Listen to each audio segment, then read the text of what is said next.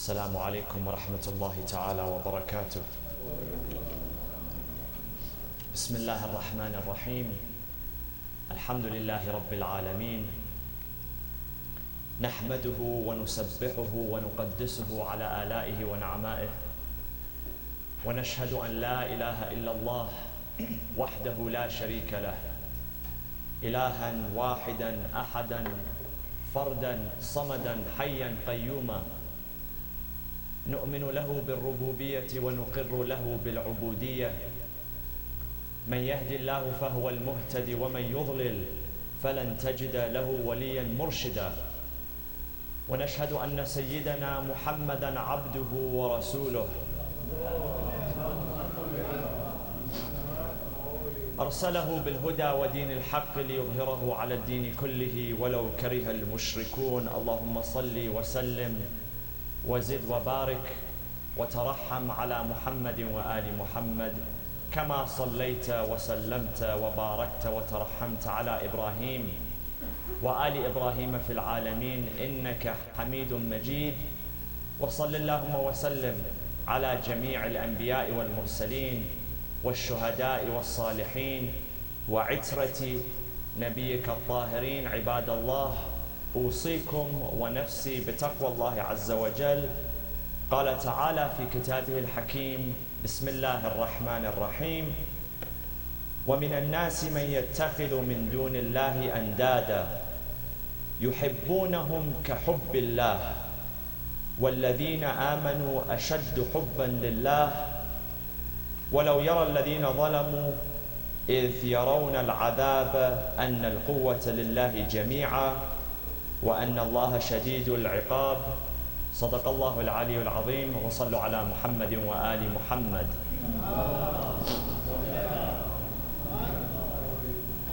We begin by sending our salutations and our love and regards to the Holy Prophet Muhammad sallallahu alaihi wasallam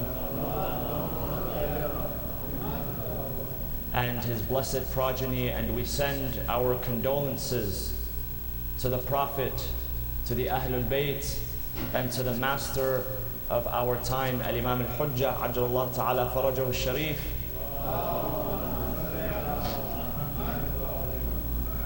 On this commemorative occasion, it is said that one day the Prophet, peace be upon him, asked his companions. He said, what is the most reliable handhold? Al-Urwatul Wuthqa. This term, this phrase that appears in the Quran. For instance, in chapter 31, verse 22, وَمَنْ يُسْلِمْ وَجْهَهُ إِلَى اللَّهِ وَهُوَ مُحْسِنٌ فَقَدْ اسْتَمْسَكَ بِالْعُرْوَةِ الْوُثْقَى وَإِلَى اللَّهِ عَاقِبَةُ الْأُمُورِ. Also appears in Ayatul Kursi, this concept of Al-Urwatul Wuthqa, the reliable handhold. The thing that you can hold onto when all goes wrong around you, or when it's unstable or chaotic. If we're told that, God forbid, if you find yourself in an earthquake, to find somewhere which you know is stable, is secure, which will not collapse, and to go seek refuge there. So the Prophet asked his companions, what is the most reliable handhold? And so the companions responded. One said, Ya Rasulullah, it is salah, it is the prayer. One said it is fasting. One said it is charity. One said it is hajj, pilgrimage. He said, while all of those, what you mentioned, are meritorious in themselves, but the one handhold, the most reliable handhold, is to love and to loathe for the sake of Allah subhanahu wa ta'ala. That what you love, what you desire, is in alignment with what God loves and what God desires. And the opposite is also true. If we adjust our nafs, our soul, our spirit, to be in alignment with what Allah loves, if we love for the sake of His love, and if we loathe for the sake of His loathing, then we have held on to the most reliable handhold. So the question is, how does God love us? How do you achieve this station of loving for the sake of God? And how does God love us? And what is the effect of God's love in our life? Now, we mentioned the first night in the majlis that love is a completer of Iman. That our Iman will not complete unless we have love in our hearts. For whom? The Prophet, peace be upon him, says that your Iman shall not be complete unless you love me, Rasulullah, unless you love me more than you love yourself, your children, your families, your parents, your wealth and belongings. So, how do we achieve the station of Allah loving us? The Quran tells us in chapter 2, verse 165, وَالَّذِينَ آمَنُوا أَشَدُّ حُبًّا لِلَّهِ. The people of Iman, belief, are most intense in their love for Allah, meaning that their hearts do not attach to anything other than what Allah has recommended for them and what He has loved and willed for them. So who are the categories of those that Allah loves? The Quran is clear about whom Allah loves. Number one category is al-muhsinin. Inna Allah yuhibbul muhsinin. The people of ihsan. The people of benevolence. Ihsan is not just to believe good, it is to do good. This is why we say there's a difference between Iman and Ihsan. Iman is to believe in what is right, to believe in what is good. But this is not enough on its own. إِلَّا الَّذِينَ آمَنُوا وَعَمِلُوا الصَّالِحَاتِ. Except those who believe and do righteously. And we cannot claim to simply believe without putting that belief to the test through righteous deeds. Ihsan, according to the narrations, doing good, righteousness, is one of the 6 things which will enter the grave with us. When we enter the grave, it's not the clothes that we're wearing on our back which will benefit us, or the vehicle that we are driving that will benefit us.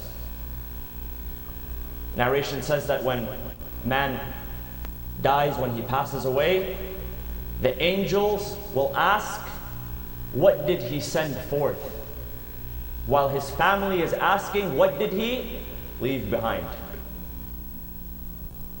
So what is it that we take to the grave which benefits us? According to one hadith in Al-Kafi Sharif, there are 6 things which we take to the grave with us. And this hadith tells us of the manifestation, the embodiment of our a'mal, tajassum al-a'mal. Our deeds, they don't cease to exist after we've done performing them.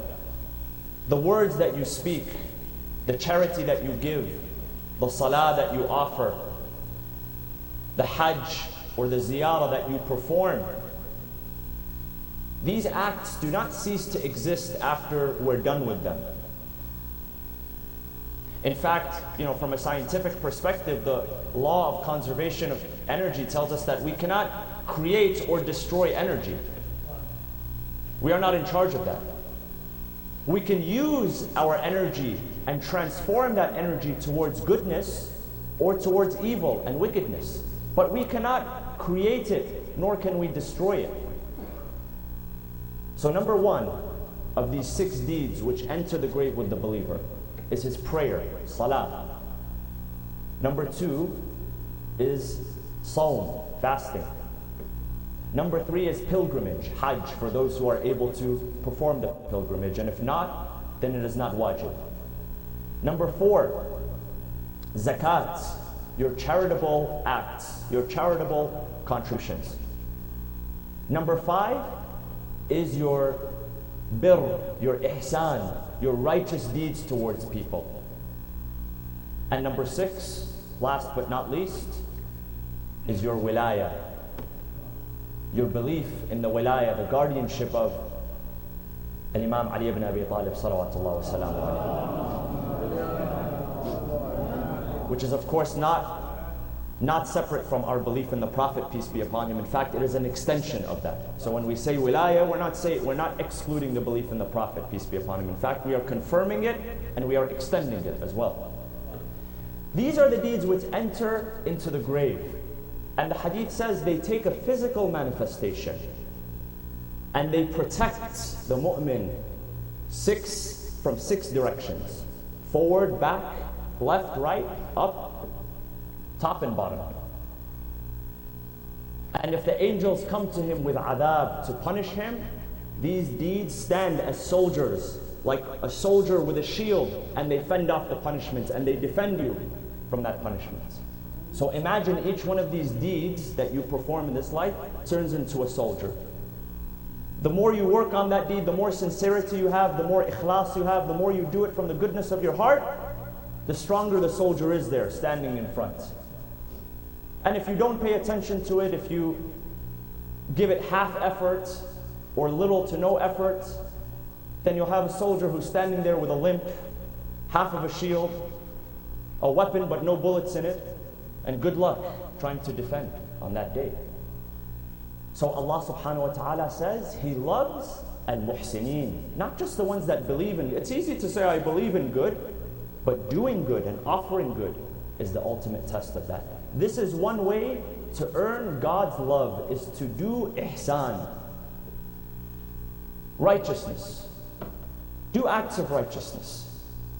Number 2, and this is in no particular order, Allah tells us in the Quran that He loves those who repent and those who are purified, those who purify themselves.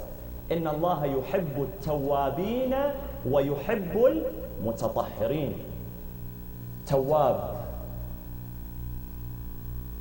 which comes from tawbah, which means to repent, to return.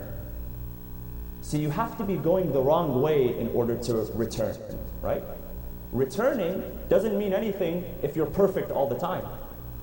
Allah says, I know you're not perfect. I know you're not going to be on the right path all the time. This is why I have given you the opportunity for repentance, tawbah. Make a U-turn and turn around. I love the one that turns around to me and comes back to me. And Imam Zayn al-Abidin salawatullah wa salamu alayhi,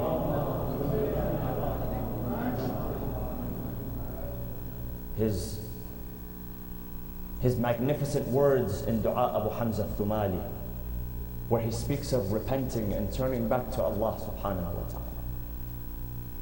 He says, وَأَنَا يَا رَبِّ عَائِدٌ بِفَضْلِكَ. Oh Allah, I am leaning on your generosity.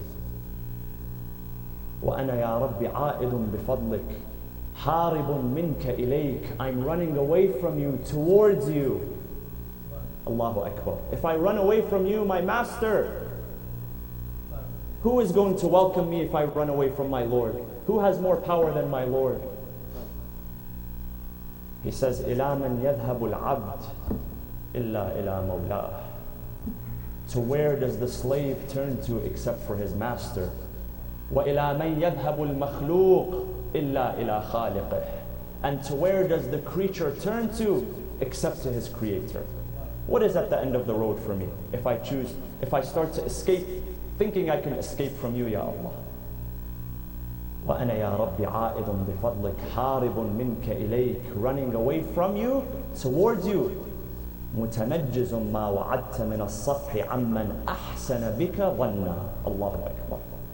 I am banking on my hopes. I am banking on the promise that you have made, that you shall forgive. The Imam says that you, O Allah, have made a promise that you shall forgive those who give you the benefit of the doubts. Not the ones who have mountains of good deeds and they've done good all their life and they have achievements and all of that. my deeds are worth nothing. How many of us can confidently say that my salah is perfect? My fasting is perfect, it's flawless. How many of us? How many of us have the courage to say this? I don't have the courage to say this. Maybe there's someone out there who does. I do not. And this is why we have raja. This is why we have hope. This is why we have optimism and giving Allah the benefit of the doubt. Allah subhanahu wa ta'ala says to us in a hadith Qudsi, Abdi lam tansifuni. My servant, you have not been kind to me. You have not been just with me. Allahu Akbar. Allah says this. The Creator says this to the insignificant creation, that you have not been just with me. For I send you all that is good, and you reciprocate with all that is wicked. Imam Zayn al-Abidin teaches us that, yes, we need to make sure that our prayers, our fasting, all of that is up to standard, that we give it the full effort. But what I am banking on, oh Allah, because of your generosity, because of your love, because of your compassion, is the hope that I have. And you have promised those who have hope and give you the benefit of the doubt that you will forgive them. Because who does this person turn to? Where does he store his hope except in his Creator? So Allah loves those who are repentant. Narrations tell us that sometimes when a servant calls out, when a slave calls out to his master, that Allah delays responding to him, not because He does not want the good. He says, I love to hear the voice of my servant call out to me. So I delay it just a little bit longer so I can love His voice. This is our Creator, our merciful Creator. إِنَّ اللَّهَ يُحِبُّ التَّوَّابِينَ وَيُحِبُّ الْمُتَطَهِّرِينَ. Those who seek to purify themselves. Physically, alhamdulillah, we are taught the religion of Islam is a religion of physical purity, and nadafatu min al-iman.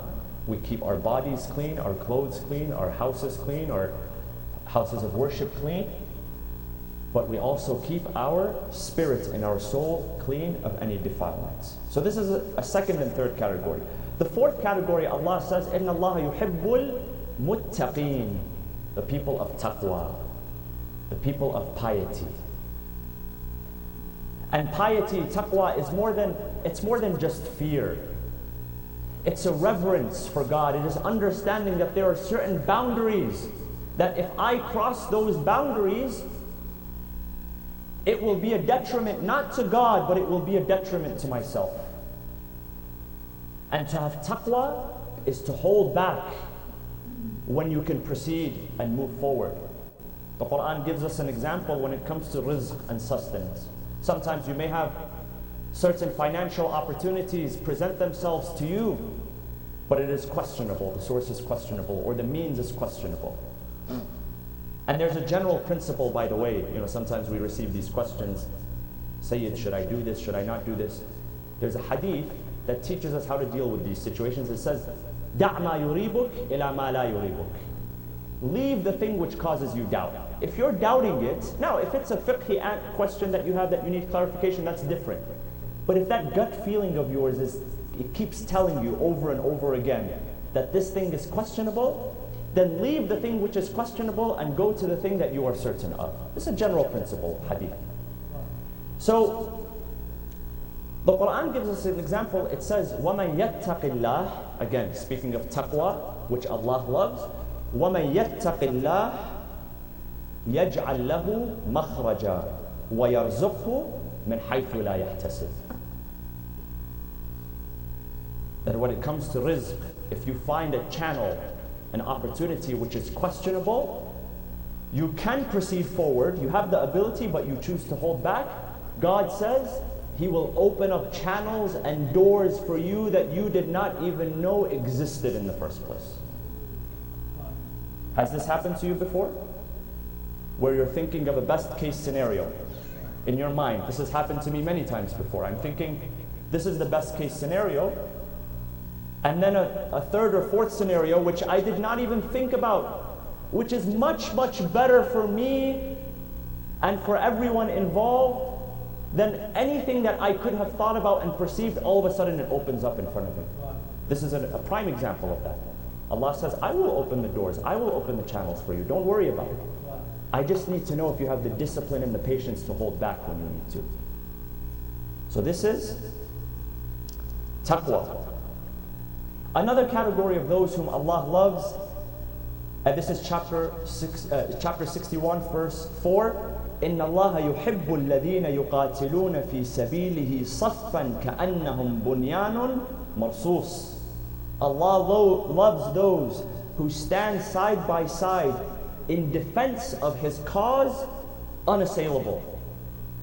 When believers come together and they stand in a row and they stand for a cause and they are locked in with one another and nothing can break their ranks. Allah says, I love to see this amongst the believers.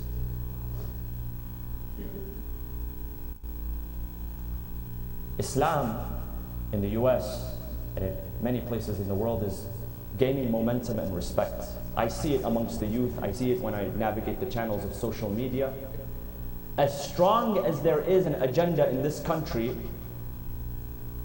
the deviant agenda, which we won't mention what they're pushing onto children and onto families today. You know exactly what I'm talking about. There is an equal and opposite force which is just as strong, which is resisting and pushing back. And non-Muslims are starting to find that Islam has the answer. And people are accepting Islam, you know, not just celebrities and influencers and athletes, and you know, we see a lot of that on social media. But families, entire families, in the United States, in Canada, in Europe, in different parts of the world, because they realize that Islam brings honor, it restores honor, it restores dignity, it restores purity to the human being. And there's nothing out there that offers the type of comfort and peace and strength and resilience than Islam does. And the best way to follow it is the way of the Ahlul Bayt alayhi salam. This is the most complete way.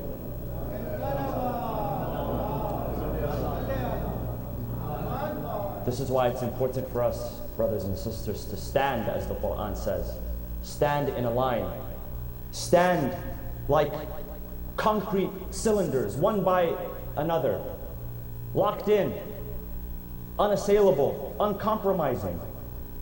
كَأَنَّهُمْ بُنْيَانٌ مَرْصُوصٌ, as if they are, the Quran says, a concrete structure. So this is another category. And one final category refers to the verse that I mentioned in the beginning, chapter 2, verse 165. It says that those whom love Allah subhanahu wa ta'ala, إن كنتم تحبون الله, if you claim to love Allah, فاتبعوني يحببكم الله. The Prophet, peace be upon him, says, follow me and Allah will love you back. This is a final category of those whom Allah loves. Those who love God, but they express their love by following the commandments of the Prophet, peace be upon him. Now, what is the effect? You say, okay, well, God tells us that if we do this, if we behave this way, then He will love us. What is the practical effect of God's love? What impact does God's love have in our life? According to one hadith, is a hadith Qudsi, Allah subhanahu wa ta'ala says to us, He says, لا زال عبدي المؤمن يتقرب إلي بالنوافل حتى أحبه. That my servant, if he wants to draw near to me, my servant draws near to me through the nawafil, the extra prayers, not just the bare bones minimum. If he wants to draw closer to me, let him draw closer to me and in proximity by offering not just the bare bones minimum, but whatever extra prayers, the nawafil. Each prayer has its recommended nawafil. And amongst the best form of the nawafil is Salatul Layl. the Prophet, peace be upon him, used to advise the community, and he would advise more so those who were closest to him and those who loved him the most, because he knew that they would obey him without question, without resistance.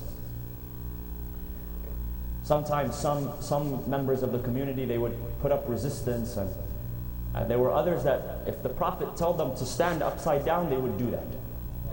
They were at this level of loyalty. One day a man comes from outside of Medina looking for the Prophet, peace be upon him. The Prophet was not present. He finds Ali ibn Abi Talib alayhi salam, and he speaks to him, and they interact with one another, and he says, are you the one that they call Muhammad, the one who came with the message, the one who is endowed with the knowledge?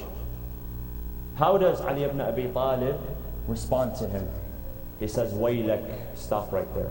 Waylak, ana abdun min abidi Muhammad. I am a slave of the slaves of Muhammad. This is Ali ibn Abi Talib. He says, I am a slave of the slaves of Muhammad. The one who would not refuse anything that the Prophet said. So the Prophet turned to him. He said, Ya Ali, alayka bi salatul layl, alayka bi salatul layl, alayka bi salatul layl. Salatul layl is incumbent upon you. Make it a part of your habit, a part of your routine. And if you're not able to offer it in the middle of the night, then make it up. You can make it up during the day. And if you cannot make up all of it, at least make up part of it. The last 3 rak'ahs, the last 1 rak'ah on its own. It still has merit. It still has blessings. One of the blessings of Salatul Layl is that it illuminates the grave, that very, very dark place. That place where that Imam Zayn al-Abidin in Dua Abu Hamza al-Thumali, he says, Oh Allah, have mercy upon me in those final moments when I am laid in front of my family helpless. I cannot move anymore. And have mercy upon me as I descend into the darkness of that grave. And as I'm pushed into the lahad. Have you seen a lahad? What it is? It's the graves, the traditional graves where you're not buried inside, but they dig inside and then to the side. This is called a lahad. And it's recommended to be buried in this way. Dark, constricted place. He says, Oh Allah, have mercy on me in that very difficult, very lonely, and very dark time.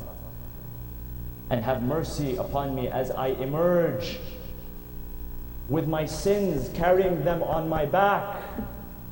And have mercy on me as I am resurrected on the day of judgment. And I look left and I look right, and I see everybody is taking care of their own business. Nobody cares about me anymore. Nobody is asking about me, how I'm doing. يوم يفر المرء من أخيه وأمه وأبيه وصاحبته وبنيه لكل امرئ منهم يومئذ شأن يغنيه. The Quran says on that day there's no more friends, no family, no tribe, nothing that you can call upon and intercede. Everybody's taking care of their own business. So going back to that hadith, Allah says that my servant draws closer to me through the nawafil until I love him. And when I love him, this is the effect of God's love in our life. You say, okay, well, big deal. What if God loves me? He says, I become his medium. I become the eyes by which he sees. I become the medium by which he acts. Imagine how short-sighted we are. All of us are short-sighted. None of us can say that we have the ultimate vision and we understand what's going on in this world. And once you think you know what's going on in this world, something comes and sideswipes you and teaches you how little you actually know. Allah says, if I love my servant, I become the eyes by which he perceives. Imagine if you were able to see through the perspective of Allah subhanahu wa ta'ala. Imagine how much clarity and focus and peace that would bring into your life. So this is the effect of God loving us. And we know the path of how to love Allah subhanahu wa ta'ala. And what kind of love does He want us to express? He says, and I mentioned this the other night, وَلَا أَسْأَلُكُمْ عَلَيْهِ أَجْرًا إِلَّا الْمَوَدَّةَ فِي الْقُرْبَى. And in the Arabic language, there's a difference between the word fil qurba and bil qurba. Apparently they seem like they mean the same thing. Fil qurba, which is mentioned in this verse, the word fi gives exclusivity, meaning exclusively. Don't go left and right searching far and wide on where to give your heart and where to give your love. He is telling you exclusively in my closest of kin, the Ahlul Bayt alayhim as-salam. This is the only compensation that the Prophet wants from us. And as we gather during these very blessed and sacred nights, we dedicate ourselves to the commemoration and the remembrance and the love of the Ahlul Bayt alayhim as-salam. We ask Allah subhanahu wa ta'ala to embed within our hearts the love of His Prophet and the love of His Ahlul Bayt. We ask you, O Allah, to accept our a'mal in this sacred month. We ask you, O Allah, to allow these majalis to be a source of serenity, comfort, and blessings for our families and our children. Bismillah ar-Rahman ar-Rahim. وَالْعَصْرِ إِنَّ الْإِنسَانَ لَفِي خُسْرٍ إِلَّا الَّذِينَ آمَنُوا وَعَمِلُوا الصَّالِحَاتِ وتواصوا بالحق وتواصوا بالصبر وصلوا على محمد وآل محمد.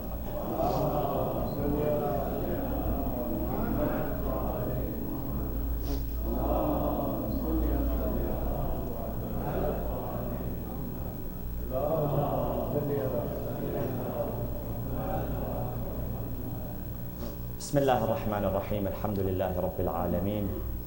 نحمده ونسبحه ونقدسه على آلائه ونعمائه، ونشهد أن لا إله إلا الله وحده لا شريك له، ونشهد أن سيدنا محمدا عبده ورسوله. اللهم صل وسلم على محمد وعجل فرجه. اللهم صل على محمد وآل محمد كما صليت على إبراهيم وآل إبراهيم في العالمين إنك حميد مجيد. وصلى اللهم وسلم على أوصيائه وخلفائه علي أمير المؤمنين وقائد الغر المحجلين، وعلى البضعة الطاهرة فاطمة الزهراء سيدة نساء العالمين، وعلى سبط نبي الرحمة وسيد شباب أهل الجنة الحسن والحسين، وعلى علي بن الحسين ومحمد بن علي وجعفر بن محمد وموسى بن جعفر وعلي بن موسى ومحمد بن علي وعلي بن محمد والحسن بن علي والخلف الهادي المهدي، عجل الله تعالى فرجه وسهل مخرجه وجعلنا من أنصاره وأعوانه. عباد الله، أوصيكم ونفسي بتقوى الله عز وجل.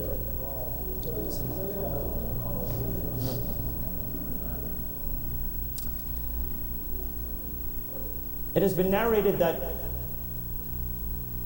one of the companions of Amir al-Mu'mineen, Al-Harith al-Hamdani, a resident of Al-Kufa, one day came to visit the Imam in the middle of the day. And during those days, it was unusual to visit someone in the middle of the day. The middle of the day is usually a time for rest. And even till today, if you go to, I was just in Iraq and Karbala recently, and all of the meetings and all of the family visits were happening after 10 p.m. This is the time where it comes alive, and it's a little bit cooler. It doesn't make a lot of sense to go out in the heat. But Al-Harith al-Hamdani comes to the door of the Imam, knocking on the door. The Imam opens the door for him. He says, "How can I help you?"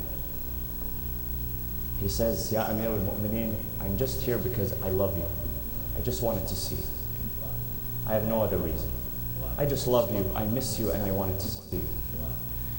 Amir al-Mu'mineen says to him, he says, "You visit me out of love, I will come and visit you 3 times out of love. Once, I will visit you during your soul's departure, during that difficult time. The Quran says, يا أيتها النفس المطمئنة ارجعي إلى ربك راضية مرضية فادخلي في عبادي وادخلي جنتي." O contented soul, O soul that has reached the stage of itmi'nan, But this itmi'nan, this content and this satisfaction doesn't just happen out of a vacuum. In fact, the hadith of Imam al-Baqir alayhi salam in Bihar al-Anwar, he comments on this verse. He says that when a mu'min finds himself during those final moments, the angel of death will come to him and he will feel fear in his heart.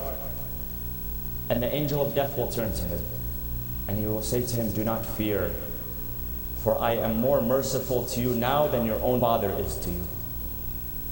This is the angel of death who has a very bad reputation. He says, "I will be more merciful to you in this transition." This is the believer, the mu'min. "I will be more merciful to you than even your father can be to you right now." And then he will see the presence of the Ahlul Bayt welcoming him. And that will be the source of his itmi'nan. This will be the source of his itmi'nan that the Quran is describing. Ya ayyatuha nafsul mutma'inna. Amir al-Mu'mineen tells Al-Harith, "You came to visit me out of love, I will come to visit you out of love in your most difficult time." Number one, this is one occasion during the time of your departure. He says, number two, "I will be with you when you are crossing the Sirat, the bridge over the hellfire. The bridge which we will all have to cross over on the Day of Judgment, with the flames roaring left and right." He says, "I'll be there for you. I will hold your hand and I will escort you and make sure that you get to the other side." This is number two. And he says, number three is, "I will be waiting for you when you enter the paradise with a cup of fresh water which will quench your thirst in a way that your thirst has never been quenched before. I will stand for you at the pond of Al-Kawthar along with the Prophet. The Prophet will draw the water. He will hand it to me and I will hand it to the believers to quench their thirst." So he says to Al-Harith, he says, "You came to visit me out of love, I will return it threefold. And I will come to you in the most desperate of situations." Brothers and sisters, we are far from our Mawla in distance, but we are not far in our spirits. We are not far in our love. There's a place that is reserved exclusively for the love of the Ahlul Bayt alayhi salam, that cannot be filled, it cannot be taken by anyone else. And during these nights, through our commemoration, through our servicing of the majalis, through our attendance of the majalis, even if you are just an attendee of the majlis, you are performing a service to Aba Abdullah. One of our hopes is that when we express our love for the Ahlul Bayt alayhim salam, they will reciprocate it to us at our most difficult times, at our most desperate times. And we ask Allah subhanahu wa ta'ala to never remove the love of Ahlul Bayt alayhim salam from our hearts. We ask you, oh Allah, do not strip us of the opportunity to be welcomed by the Ahlul Bayt in most difficult of times. We ask you, oh Allah, if we've accumulated any good in this life, that it be highlighted by the service of the Ahlul Bayt alayhim salam. There is no greater honor than that. Brothers and sisters, today is the day of Friday. It is the day of dua. It is the day where we ask Allah subhanahu wa ta'ala to fulfill our hajat, the hajat of the believers around the world. We are here in a free society where we can freely express ourselves and express our love for the Ahlul Bayt. And this is not the case for communities in different countries across the world. There are some that must pay the price of their blood in order to gather in the way that we are gathering. So we ask Allah subhanahu wa ta'ala to protect all of those across the globe who are giving their heart and their love to the Ahlul Bayt alayhim salam. We ask you, oh Allah, on this blessed day of Friday, to bring relief, sustenance to all of those who are suffering around the world. We ask you, oh Allah, to fortify our hearts with the love of the Ahlul Bayt alayhim salam. And we ask you, oh Allah, to hasten the reappearance of the master of our time, Al-Imam Al-Hujjah Ajjalallahu Ta'ala Farajahu Al-Sharif, and to count us among his proponents and his supporters. Bismillah ar-Rahman ar-Rahim. إن الله يأمر بالعدل والإحسان وإيتاء ذي القربى وينهى عن الفحشاء والمنكر والبغي يعظكم لعلكم تذكرون. أقول قولي هذا وأستغفر الله لي ولكم. قوموا إلى صلاتكم يرحمكم الله. وصلى الله وسلم على سيدنا محمد وعلى أهل بيته الطيبين الطاهرين.